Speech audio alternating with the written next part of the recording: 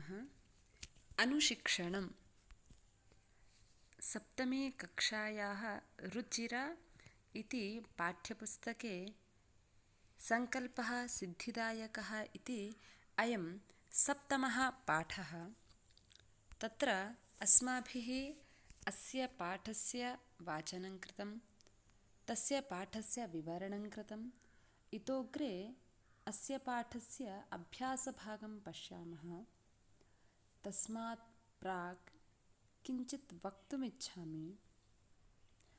यदि वयम् अभ्यासं कुर्मः तदा किञ्चित् क्लेशः भवति।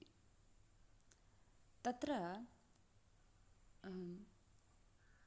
अस्माभिः अभ्यासभागे ये प्रश्नाः भवन्ति तेषां वयं किं कुर्मः, कण्ठपाठं कुर्मः।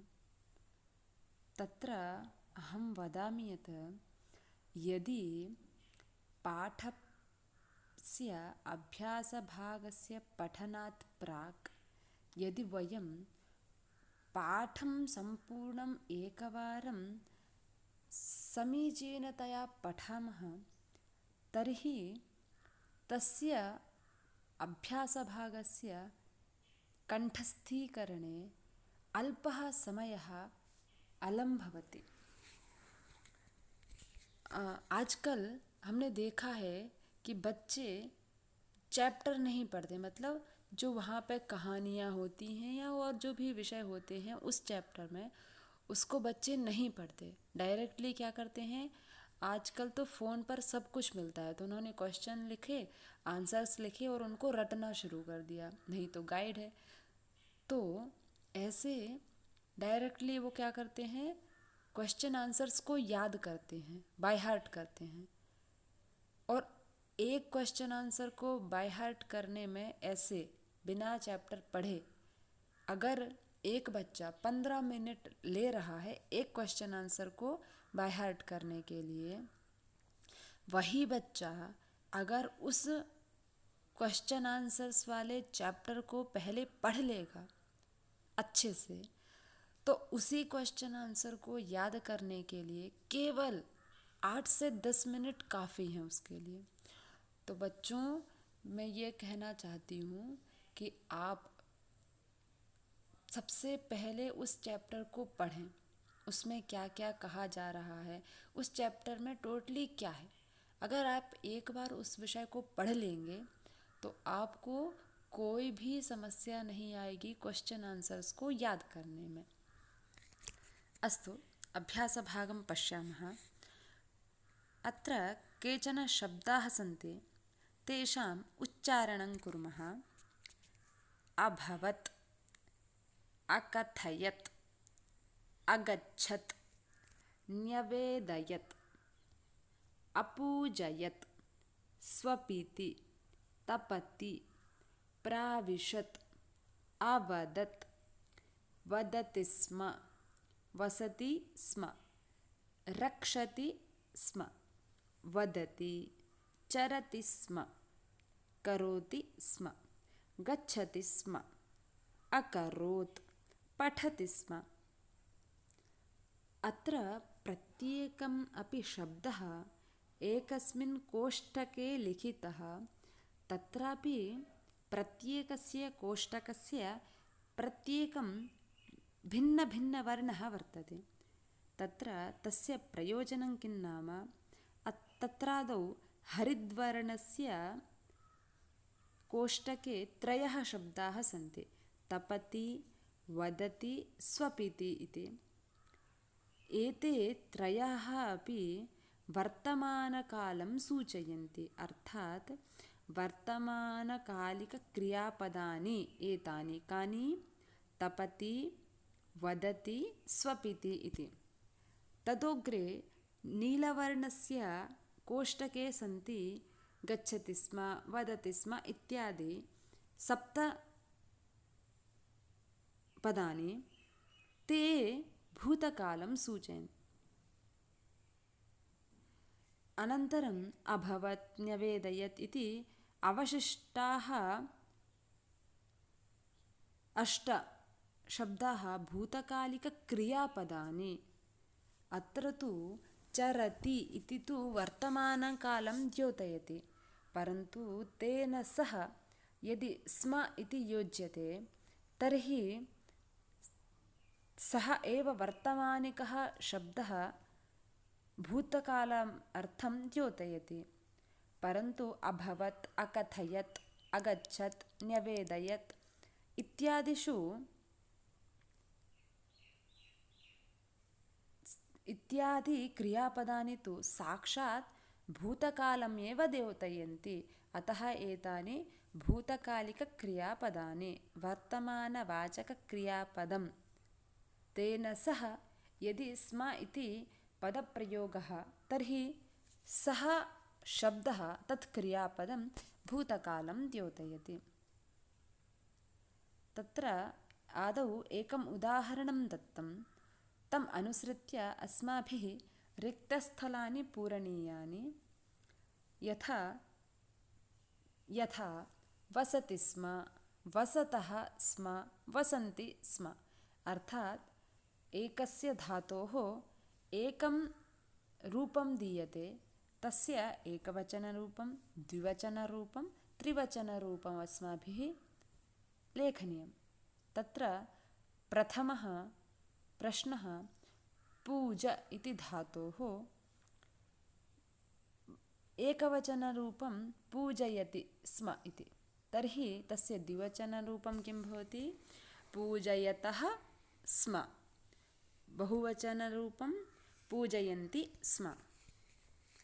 रक्ष धातोः द्विवचनरूपं दत्तं रक्षतः स्म इति, तस्य एकवचनरूपं रक्षति स्म, बहुवचनरूपं रक्षन्ति स्म।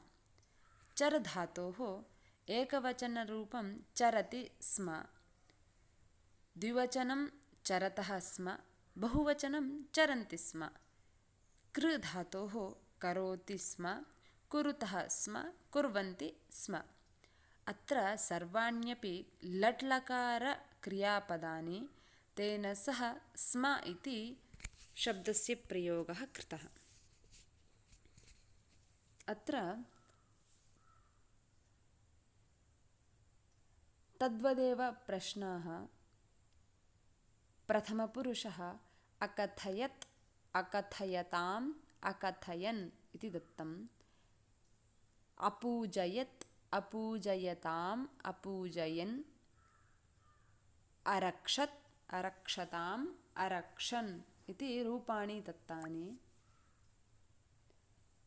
प्रथमः शब्दः आसीत् अकथयत् इति।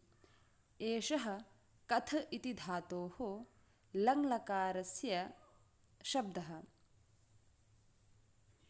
कथयत्, अकथयत् अर्थात् कथनं, बोला गया।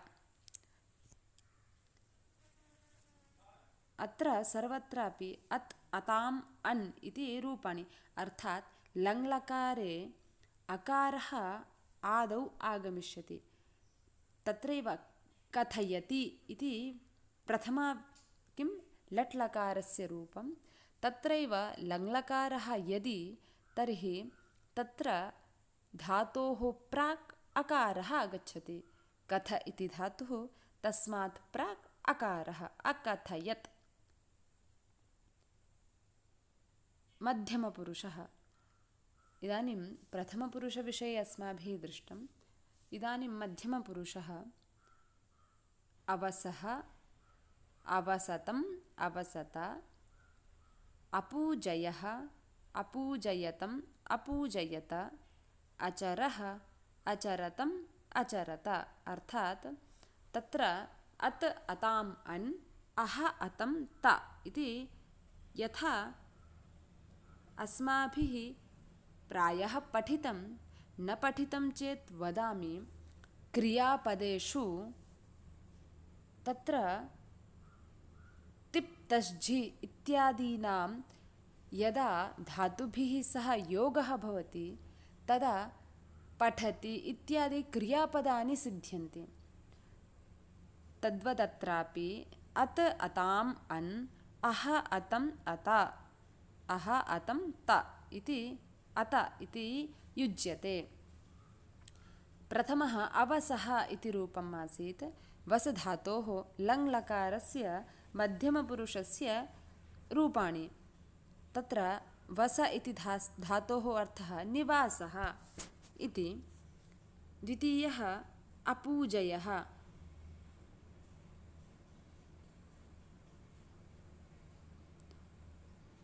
तत्र पूजा इति धातुः पूजनम् इत्यर्थः। तस्यापि लङ् लकारस्य मध्यमपुरुषरूपम्। अचरः इति चर् धातोः लङ् लकारस्य मध्यमपुरुषस्य रूपाणि। तत्र चर इति धातोः अर्थः विचरणं, गतिः, चलनम् इत्यादि। अधुना लङ् लकारस्यैव उत्तमपुरुषस्य अभ्यासः। अपठम्, अपठाव, अपठाम, अलिखम्, अलिखाव, अलिखाम, अरचयम्, अरचयाव, अरचयाम। अर्थात् तत्र अम् आव आम इति योजितं लिख इति धातुना सह, लिखधातुना सह, पठधातुना सह, रचधातुना सह। तत्र पठधातोः लङ् लकारस्य उत्तमपुरुषस्य रूपाणि अपठम्, अपठाव इत्यादि।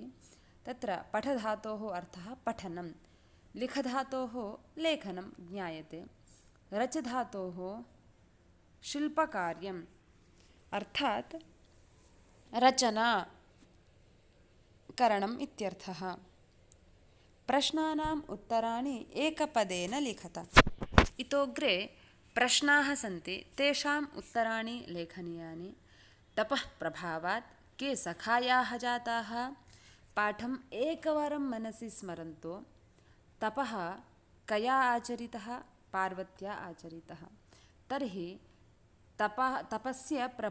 तपसः प्रभावः कस्याः कृते भवति? पार्वत्याः कृते। अतः उत्तरं पार्वती। तपः प्रभावात् हिंस्रपशवः सखायः जाताः। अत्र प्रश्ने तपः पार्वत्या आचरितः इति सम्यक्, परन्तु प्रश्ने उक्तं के सखायाः जाताः। प्रश्नवाचकशब्दः सखायाः इत्यनेन सह वर्तते। अतः उत्तरं किं? हिंस्रपशवः इति। पार्वती तपस्यार्थं कुत्र अगच्छत्? गौरीशिखरम् अगच्छत्। कः श्मशाने वसति? कः वसति? शिवः। शिवनिन्दां श्रुत्वा का क्रुद्धा जाता? कथायाः अन्ते अस्माभिः श्रुतं यदा वटुः पार्वत्याः निकटं, वटुरूपधारी शिवः पार्वत्याः निकटे आगत्य तस्याः परीक्षां करोति, तदा तस्य वटोः वचनं श्रुत्वा पार्वती क्रुद्धा जाता। वटुरूपेण तपोवनं कः प्राविशत्? शिवः। कः कं कां प्रति कथयति? अत्र कानिचित् वाक्यानि सन्ति। तत्र तद्वाक्यं कः कस्मै उक्तवान्, का कस्याः निकटे उक्तवती इति अस्माभिः वक्तव्यं। यथा वत्से तपः कठिनं भवति इति केन उक्तं? वत्से इति सम्बोधनं मात्रा कृतं। कस्याः कृते कृतं? पार्वतीं कृतवती। अहं तपः एव चरिष्यामि इति कया उक्तं? पार्वती। कामुक्तवती? मातरं। मनस्वी कदापि धैर्यं न परित्यजति। पार्वती उक्तवती। कां? सखीम्। अपर्णा इति नाम्ना त्वं प्रथिता इति विजया पार्वत्याः सखी कामुक्तवती? पार्वतीम् उक्तवती, स्वसखीम्। पार्वती प्रीतोऽस्मि तव सङ्कल्पेन इति। प्रीतः कः स्यात्? शिवः।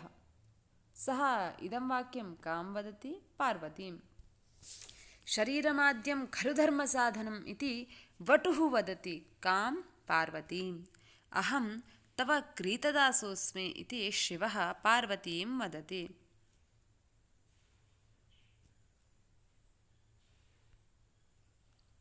प्रश्नानाम् उत्तराणि लिखत। पार्वती क्रुद्धा सती किम् अवदत्?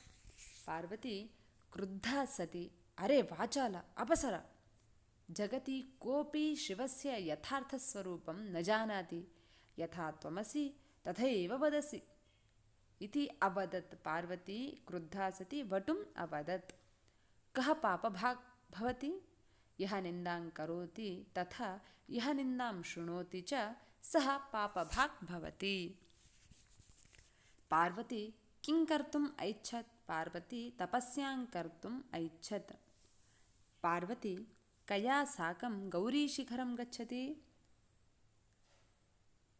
का सा? विजया। पार्वती विजयया अर्थात् स्वसख्या सह गौरीशिखरम् अगच्छत्। अग्रे मञ्जूषातः पदानि चित्वा समानार्थकानि पदानि लिखत। माता, मौनं, प्रस्तरे, जन्तवः, नयनानि इति बहुवचनरूपाणि दत्तानि मञ्जूषायाम्। पश्यति स्म। तत्र यथा अत्र माता इति अत्र किं करणीयं? मञ्जूषायां विद्यमानशब्दम् उपयुज्य तदर्थकशब्दाः अत्र लेखनीयाः। समानार्थकशब्दाः इत्यर्थः। शिलायाम् अर्थात् प्रस्तरे इत्यर्थः। शिला इति आकारान्तस्त्रीलिङ्गशब्दः, शिलायाम् इति सप्तमी विभक्तिः। पशवः, पशु इति उकारान्तः पुल्लिङ्गः शब्दः, प्रथमाविभक्त्याः बहुवचनरूपं। जन्तवः इत्यर्थः यथा गौः, शुनकः, वृषभः इत्यादि। पशुः, पशु, पशवः इति रूपम्। अम्बा आकारान्तः स्त्रीलिङ्गः, अम्बाशब्दः, प्रथमाविभक्तिः, एकवचनरूपम्। अर्थः माता इति, मञ्जूषायां माता इति वर्तते। नेत्राणि, तत्र मञ्जूषायाम् अवशिष्टं किं? नयनं, मौनं। मौनं तु ज्ञायते, अतः अवशिष्टं रूपं नयनानि इति, तदेव अत्र योजनीयं। नेत्रम् इति नपुंसकलिङ्गः अकारान्तः शब्दः, प्रथमाविभक्तिः, बहुवचनं। तूष्णीं, तस्यैव मौनम् इति अर्थः। उदाहरणानुसारं पदरचनां कुरुत। अत्र पूर्वं प्रथम अभ्यासभागे अस्माभिः दृष्टं यथा वर्तमान अर्थद्योतकक्रियापदेन सह स्म इति योजयामः, तदेव क्रियापदं भूतकालम् अर्थं द्योतयति।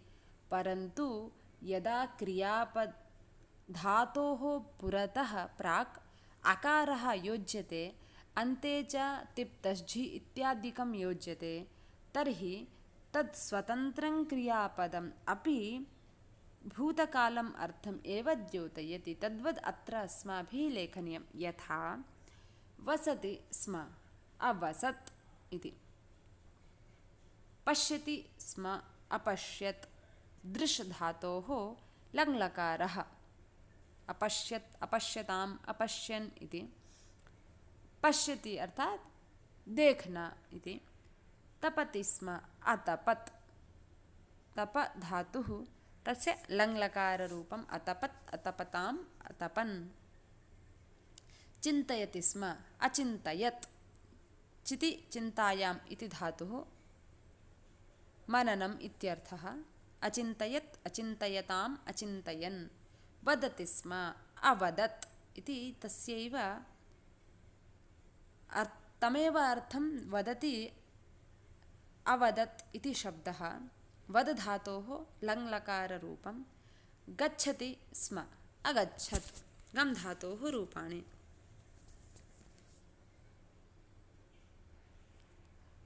अत्र क्रियापदेन भूतकालः द्योत्यते।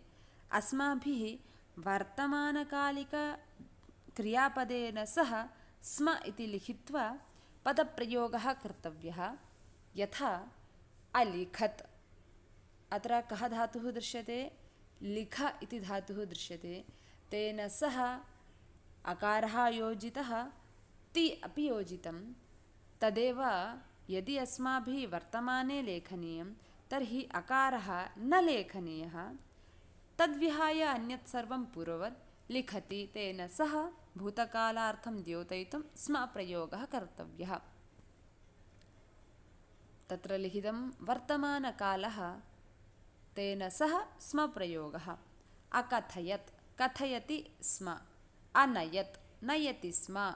नि नये इति धातुः। नयनं ले जाना इत्यर्थः। अपठत्, पठति स्म। अधावत्, धावति स्म इति अर्थः। अहसत्, हसति स्म। एवं वयं सुलभतया धातूनां साहाय्येन रचनां कर्तुं शक्नुमः। यदि वयं कदाचित् अपठत्, अकथयत्, अनयत् इति शब्दानां प्रयोगं कर्तुं न शक्नुमः, तत्क्षणं यदि एतादृशशब्दाः मनसि न स्फुरन्ति तर्हि वर्तमानशब्देन सह, वर्तमानार्थकक्रियापदेन सह स्म प्रयोगं कर्तुं शक्नुमः। अभ्यासभागः समाप्तः। एवं सङ्कल्पः सिद्धिदायकः इति पाठः समाप्तः। धन्यवादः।